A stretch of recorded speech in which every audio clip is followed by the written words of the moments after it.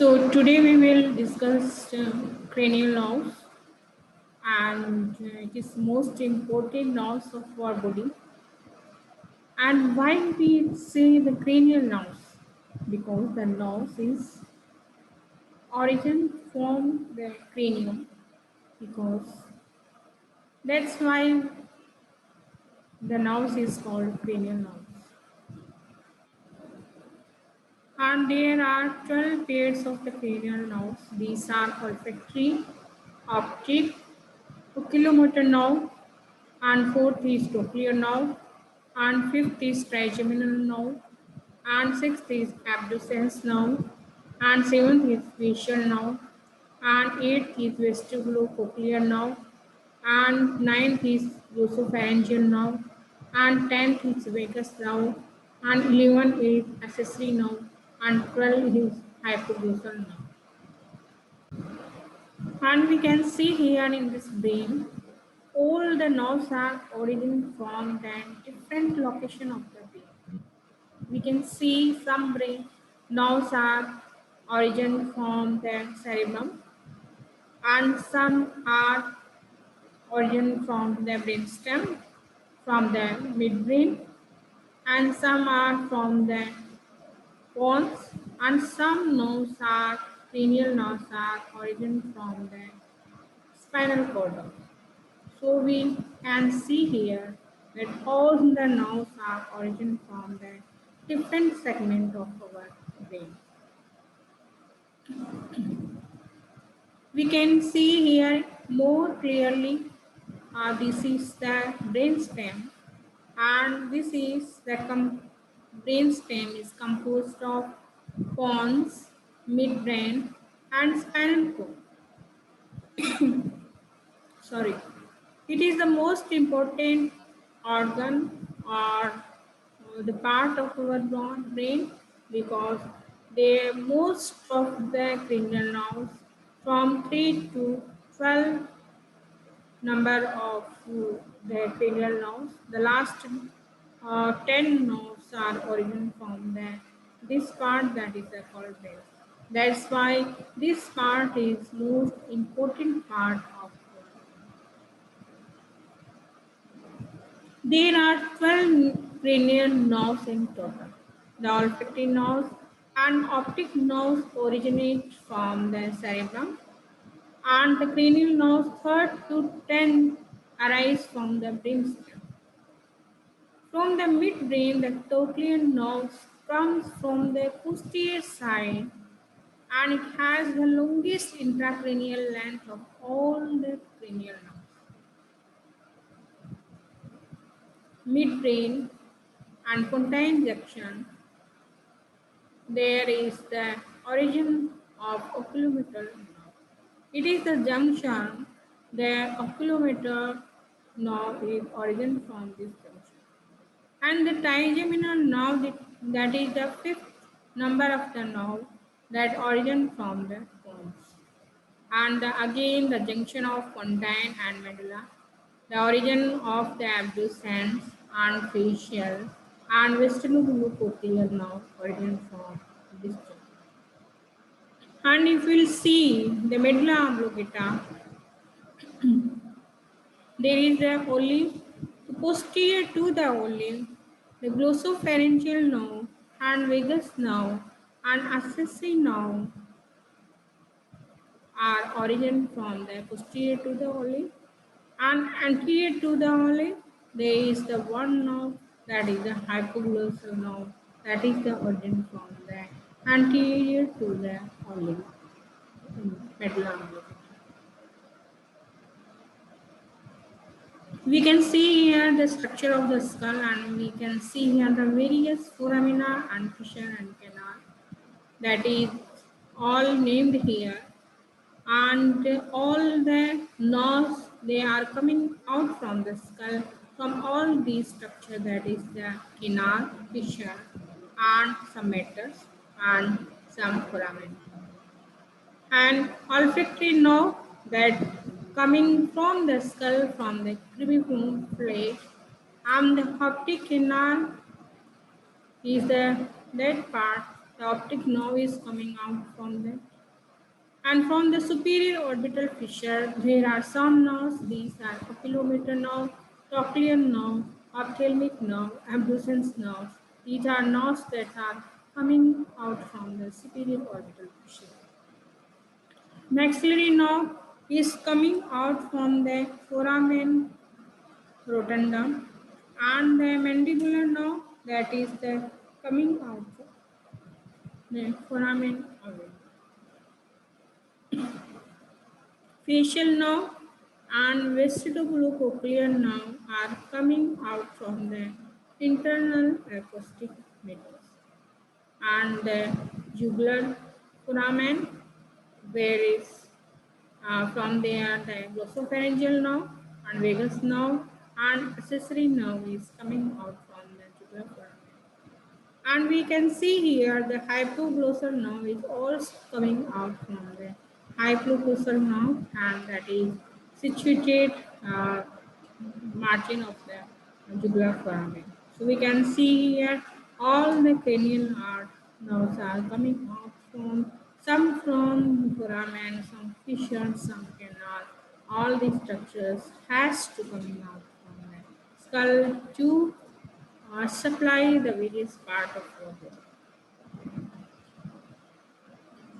Today we will discuss olfactory nerve, that is the sensory nerve, and it has the function of the smell, and it is originated from the olfactory receptor nerve cell that is present in the cerebrum, and it is coming out from the cribriform plate of the eye. So this is all about the olfactory nerve. Sensory function is smell and origin from the olfactory receptor nerve cells and coming out from the cribriform plate of the eye. We can see here this is the olfactory nerve, and these are coming out from these all cribriform plate. There are so many in number, and they will make the olfactory bulb that will continue olfactory tract, and that goes to the brain. So this is the structure and this is the function. This is the main characteristic of the olfactory nerve. Now we will see optic nerve. We can see here optic nerve. We can see in this picture the part and the origin of the optic nerve. So optic nerve is also sensory nerve. It has a function of the vision, and it is coming out from the back of the eyeball. Means it is coming out from the photoreceptors that present in the retina of the eyeball. And these nerves then extend to the brain through the optic canal.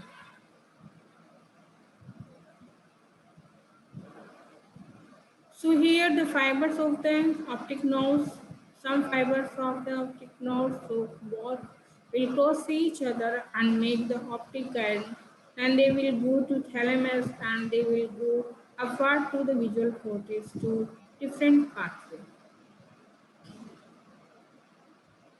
Oculomotor nerve.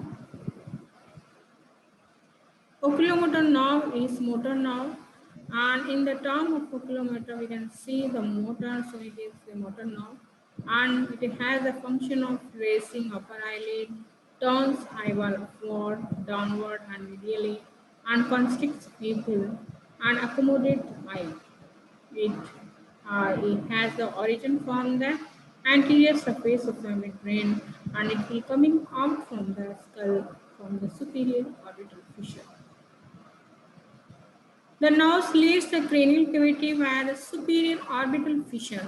We have discussed this at this point. At this point means that the superior orbital fissure is divided into superior and inferior branches, and superior branches provides motor innervation to the superior rectus and levator palpebrae superioris, and whereas the inferior branch provides motor innervation to the inferior rectus, medial rectus, and inferior oblique. So all these muscles are supplied from the superior branch and inferior branch of the oculomotor nerve. Now fourth nerve, cranial nerve is trochlear nerve. So trochlear nerve is also supplied to the eyes. So we can see here that second, third, fourth, all are supplied to the eyes, to the various parts of the eyes. So trochlear nerve is motor nerve, and it also has the function of the assisting in turning eyeball downward and laterally, and it has the origin of from the posterior surface of the midbrain, and it also coming out from the skull from the superior orbital fissure. Trochlear nerve arises from the trochlear nucleus of the brain, and it emerges from the posterior aspect of the midbrain. Trochlear nerve innervates a single muscle, that is the superior oblique muscle, which is the muscle of ocular motion. Trigeminal nerve, it is the very longest and largest cranial nerve. It has the three branches: ophthalmic nerve, maxillary nerve, and mandibular nerve. We can see here in the picture the ophthalmic nerve, maxillary nerve, mandibular nerve have in separate region of innervation. They have very separate part to innervate. Ophthalmic nerve is sensory nerve. It is supplied to the cornea, skin of the forehead, skull, eyelids and nose, and the mucous membrane of paranasal sinus and nasal cavity. And it also origins from the anterior aspect of the cone, and it also coming out from the skull from the superior orbital fissure. And where is the maxillary nerve of the trigeminal nerve? The maxillary nerve, that is the branch of the trigeminal nerve, is sensory nerve. It is supplied to the skin of the face over maxilla and teeth of the upper jaw and the mucous membrane of the nose and the maxillary sinus and palate. It also has a origin from the anterior aspect of the bones, and it is coming out from the skull from the foramen ovale. And the mandibular branch of the trigeminal nerve, that is also motor nerve, and it is supplied to the muscles of the mastication and mylohyoid muscles, and supplied to the anterior belly of the digestive muscles, and supplied to the tensor palatine and the tensor tympani. Has the origin from the anterior aspect of the bone, and it is supplied to the foramen. It is also coming out from the foramen bottom. The mandibular branch of the trigeminal nerve is also a sensory nerve. It is supplied to the skin of cheek and supplied the skin over mandible and side of the head, and supplied to the teeth of lower jaw and the mucous membrane of the mouth and anterior part of the tongue. And it has origin from the anterior aspect of the bones, and it also coming out from the foramen rotundum. Now we are talking about the abducens nerve. Abducens nerve is the sixth paired cranial nerve, providing innervation to the lateral access muscles. Abducens nerves arise from the abducens nucleus in the bones of the brainstem. It accesses the brainstem at the junction of the bones and medulla. It then enters the subarachnoid space and fires the dura mater to travel in an area that is known as the dolichocanal. At the tip of the pectus temporal bone, the abducens nerve leaves dolichocanal and enters the cavernous sinus and travels through the cavernous sinus and enter the bony orbit from the superior orbital fissure.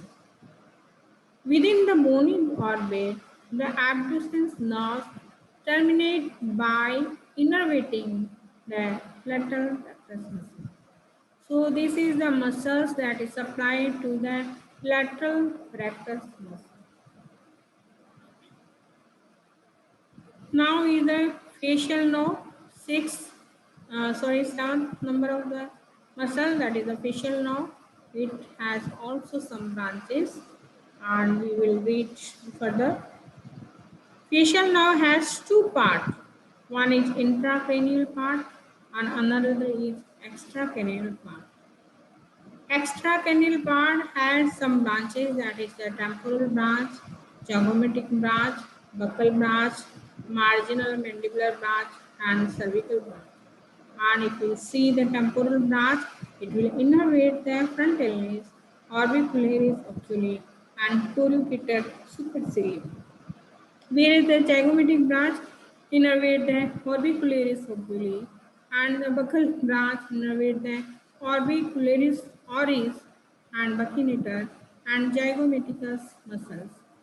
Marginal mandibular branch of the facial nerve, that is innervate the mandibular muscle.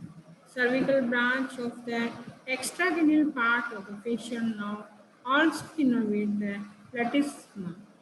So these are all these branches that is covering all the part. Now we can see and we'll study the vestibulocochlear nerve, that is the eighth cranial nerve. Vestibulocochlear nerve is the eighth cranial nerve.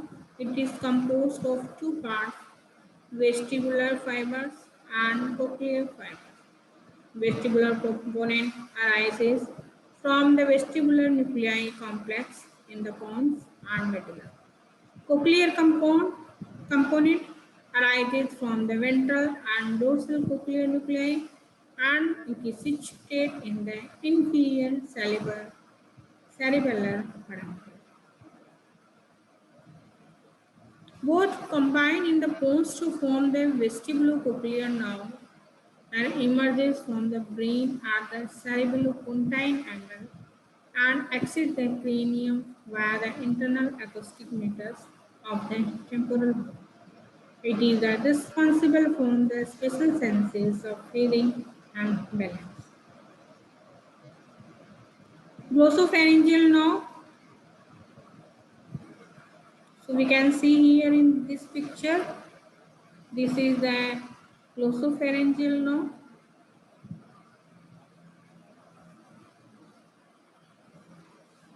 And we can see here these are some branches that is originated from the glossopharyngeal nerve.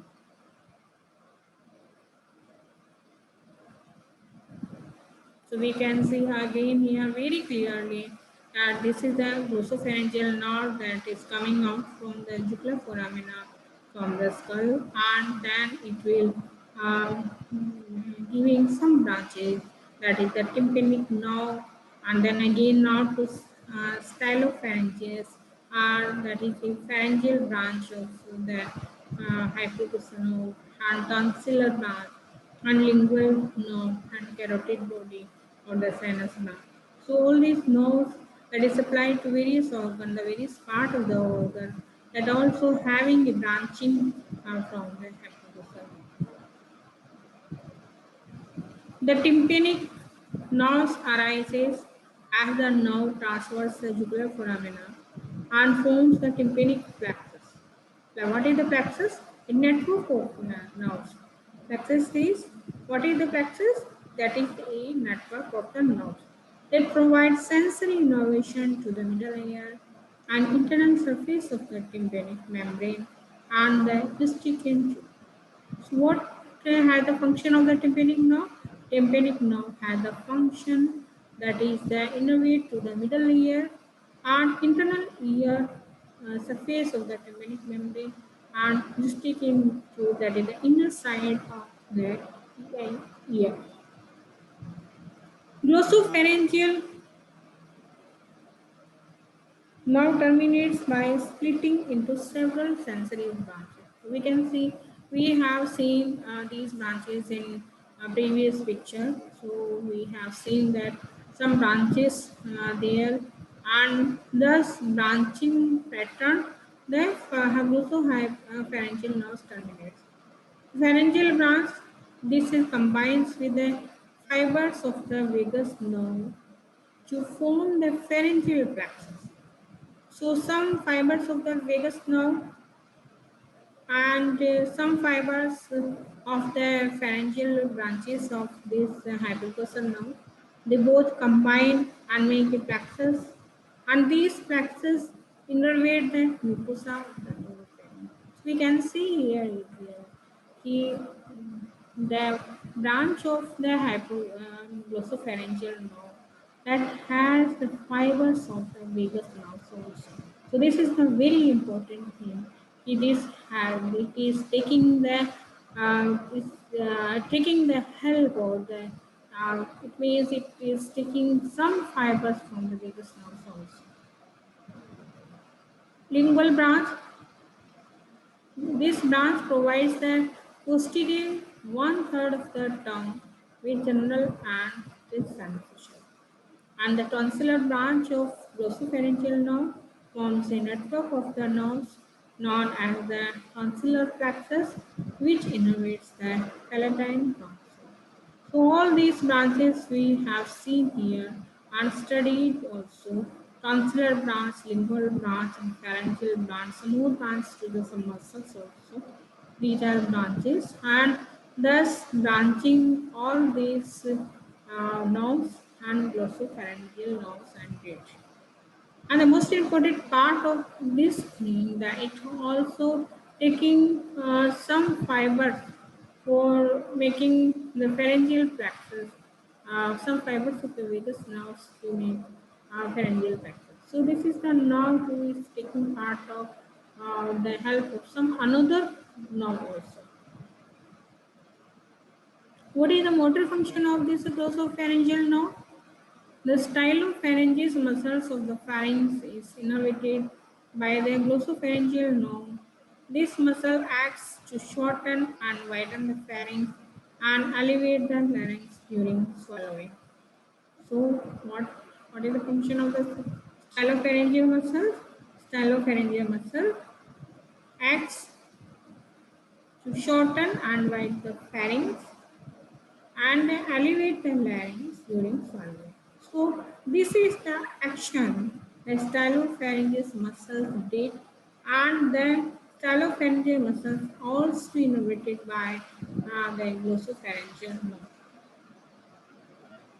Now most important nerve is vagus nerve, and it is said it is the very longest because we have seen here this is originated from the medulla oblongata and it will innervate some parts of the neck and it will come to thorax and it will also innervate the some part of the thorax, then will come down and it will innervate the some parts of the abdomen also, liver, stomach, kidneys, small intestine, and it will uh, innervate the till the splenic prefecture. Vagus nerves have the longest course of the whole cranial nerve, extending from the head of the abdomen. So we have seen this in this picture that vagus nerve has the longest course because it has innervation of the neck and it has innervation in the thorax and it has also innervation in the abdomen parts also. In the head, the vagus nerve originates from the medulla of the brainstem. It accesses the cranium from the jugular foramina with the glossopharyngeal nerve and accessory nerve. So we can see here jugular foramina. There are another two nerves also. They are three. All of the three will coming out from the jugular foramina. So sometimes they have a momentary contact with each other. Within the cranium, the auricular branch arises, and this supplies sensation to the posterior part of the external auditory canal and external ear. So this auricular branch of the vagus nerve will supply the external auditory canal and the external ear. In the neck region, there will be two side of the vagus nerve, that is called right vagus nerve, left vagus nerve, and several branches arises in the neck, pharyngeal branches, and that also provides motor innervation to the majority of the muscles of the pharynx and the subpharynx. Superior laryngeal nerve, it also split into internal and external branches, and there is a branch that is called recurrent laryngeal nerve. So we can see here in this picture there is a left recurrent laryngeal nerve and right recurrent laryngeal nerve, and left vagus nerve, right vagus nerve, and the left and right vagus nerve will come down and around the esophagus. They will make together a plexus. So we can see here very clearly they are making plexus around the esophagus. In thorax part, further branches rise in the thorax. Left is recurrent laryngeal nerve, innervate the majority of the intrinsic muscles of the larynx. And the cardiac branch that innervates, regulates heart attack, heart rate, and provide visceral sensation to the heart. These branches stimulate a reduction in the resting heart rate. They are constantly active, producing a rhythm of 60 to 80 beats per minute. If the vagus nerve was lessened, the resting heart rate would be around 100 beats per minute. So, did you understand? Resting heart rate? It means they are constantly stimulating to reduction in resting heart rate. So they always maintain to 60 to 80 beats per minute. If vagus nerve or this nerve is damaged, lessened, or injured by any means, so their heart rate will be rise up to 100 beats per minute. So that's why we can see and we have heard that the vagus nerve also has a contribution to maintain our heart rate. In the abdomen, the vagal trunk terminates by dividing into branches that supply the esophagus, stomach, and the small and large bowel. So we can see here, and we have studied, and we have seen here also that the vagus nerves coming from the brain and they come to the head and neck part, then it will come down again and will come thorax and supply some part, then will come on down again and supply to the stomach. So that's why it has a long course of innervation and because it has a journey from the brain to stomach. Accessory nerve, this is the most important. Why it is important? Because we can see here that all the nerves are managed and origined, maintained, whatever you want to say. They are formed by one type of nerve, that is the cranial nerve only. But if you see the accessory nerve is the nerve that not only made by the cranial nerves, but it has a help of contribution of the spinal nerve also. So that's why accessory nerve is the most important. It has a spinal component. The spinal portion arises from the neurons of the upper spinal cord, specifically C1 to C5 or C6 spinal nerves. These fiber coalesce to form the spinal cord of the accessory nerve, which then runs superiorly to enter the cranial cavity via the foramen magnum. The nerve traverses the posterior cranial fossa to reach the jugular foramina and meets the cranial portion of the accessory nerve before exiting the skull. So that time in jugular foramina, that is, there is the cranial portion also there, so they will meet each other. Outside the cranium, the spinal part descends along the internal carotid artery to reach the sternocleidomastoid muscle, which it innervates and then moves across the posterior triangle of the neck to supply motor fibers to the trapezius. Cranial component is much smaller and arises from the medulla oblongata.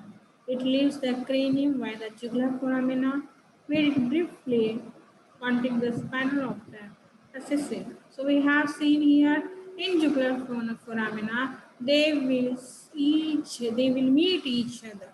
The spinal part will meet cranial part, and cranial part also meet the spinal part for a momentarily for a short time. Immediately after leaving the skull, cranial part combines with the vagus nerve, and the fibers from the cranial part are then distributed to the vagus nerve. For this reason, the cranial part of the accessory nerve is considered as part of the vagus nerve. So we have seen here it had also having a help of vagus nerves.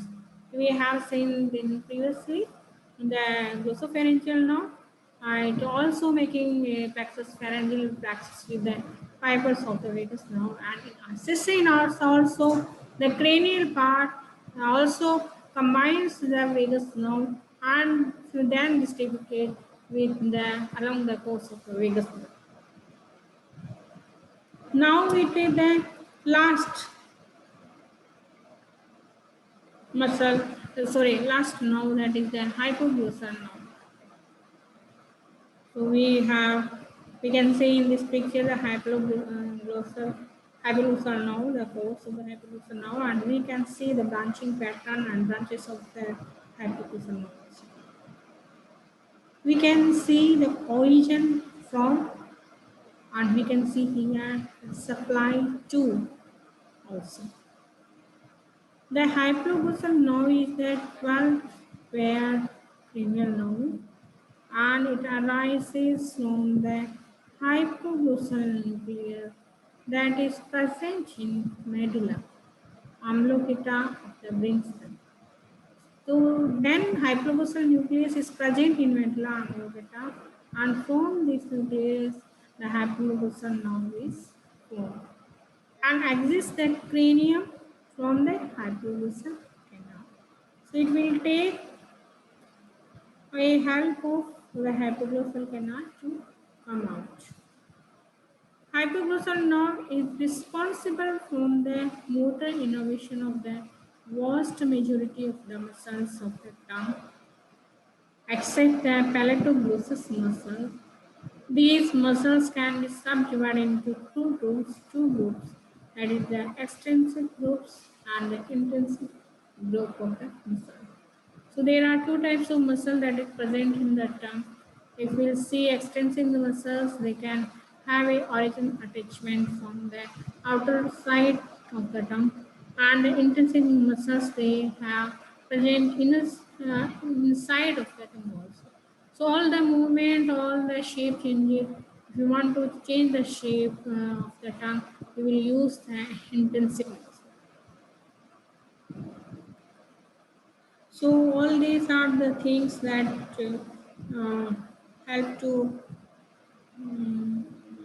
understand our cranial nerves, and these are all about the cranial nerves. So these are the we have studied the cranial nerves. So all about this. Thank you. I hope you have understand all these things, the cranial nerves, and it is a very big part, biggest thing in our brain, and it has the biggest function also. To understand, to read and study, it is also very important and also very good. Thank you so much.